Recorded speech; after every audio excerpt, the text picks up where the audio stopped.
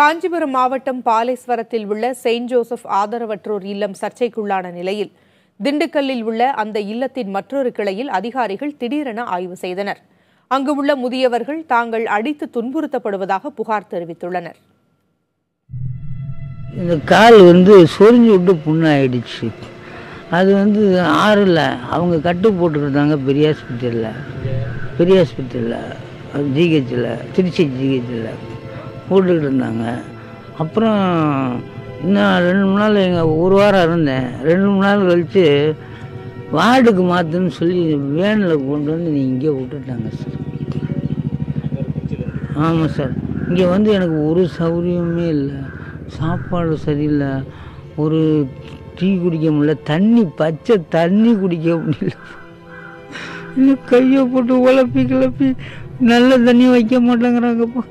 இங்கே ஒரு 230 பேர் இருக்கிறாங்கன்னு சொன்னாங்க. சில பேர் நல்ல கண்டிஷனில் இருக்கிறாங்க, சில பேர் நல்ல சிக் பேஷண்ட்டாக இருக்கிறாங்க. நான் பார்த்த வரைக்கும் அவங்கள்ட்ட என்கொயரி பண்ணின வரைக்கும் அவங்களுக்கு சானிட்டரி கண்டிஷன்ஸ் கொஞ்சம் ஒர்ஸ்ட்டாக இருக்குது. அப்புறம் யாரும் டாக்டர்ஸ் அவங்கள பார்க்குறது இல்லை. 108ன்னு ஒரு வண்டி வரும், அதில் 3 பேர் வந்தா 2 பேர் இறந்துட்டாங்க. நான் ஒருத்தர் தான் பாக்கி நிற்கிறேன். கவனி பொண்ணு ஒன்றும் சரியில்லைங்க, அடிதான் நம்ம ஏதாவது கேட்டோம்னா அடியே தான் கொடுக்குறாங்க. பிப்ரவரி மாதத்தில் மட்டும் எத்தனை பேர் இறந்துட்டாங்க? நான் கேட்ட வரைக்கும் அவங்க 24 பேர் இறந்துருக்கிறதா சொல்கிறாங்க ஒரு மாதத்தில். இங்கே சார் லைசன்ஸ் டிஎஸ்டபிள்யூ பர்மிஷன் இருக்குது, ஃபயர் பர்மிஷன் இருக்குது, சானிட்டரி பர்மிஷன் இருக்குது, மற்ற ஸ்டெபிலிட்டி பர்மிஷன் இருக்குது, எல்லாமே இருக்குது. அதே மாதிரி நாங்கள் டெத் எல்லாம் விஓ கரெக்டாக பதிஞ்சுக்கிட்டு இருக்கிறோம். ஆனால் நாங்கள் டெத்து சர்டிஃபிகேட் திருப்பி வாங்க மாட்டோம். காரணம் அந்த ரிலேஷன் உள்ளவங்களுக்கு தான் கொடுப்பாங்க.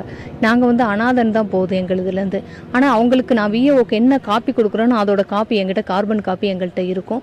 இறந்தவங்களுக்குலாம் கவர்மெண்ட் மாவட்ட நிர்வாகத்தில் சொல்லியிருக்காங்க, இறந்தவங்கலாம் இத்தனை பேர் இறந்துருக்காங்கன்னு சொல்லி அன்னைக்கு சொல்கிறாங்க. இவங்க சொல்கிறது மாதிரி தெரியலை.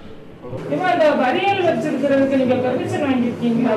எங்க அந்த பெர்மிஷன் ஷாப்பிங் சொல்லிட்டு மேடம் ஃபைல் காட்டிடுறாங்க மேடம். டாக்டர் சாமி எஸ்பிட்ட கேட்டேன் மேடம், அதெல்லாம் நான் பார்த்துக்கிறேன் மேடம். இந்த கந்தசாமி சார் எப்ப இருந்தாங்க?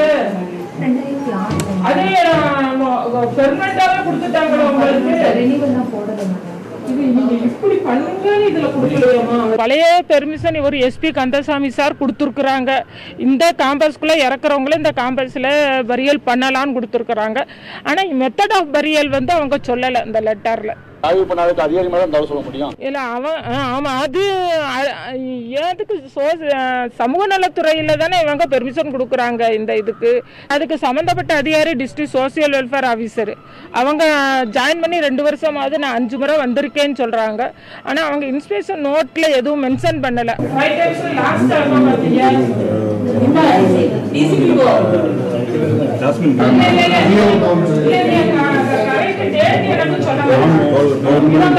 என்ன கண்டிஷன்ல வச்சிருக்காங்க, நோட்டு போடலைன்றாங்க. எதை வச்சு பாக்குறது?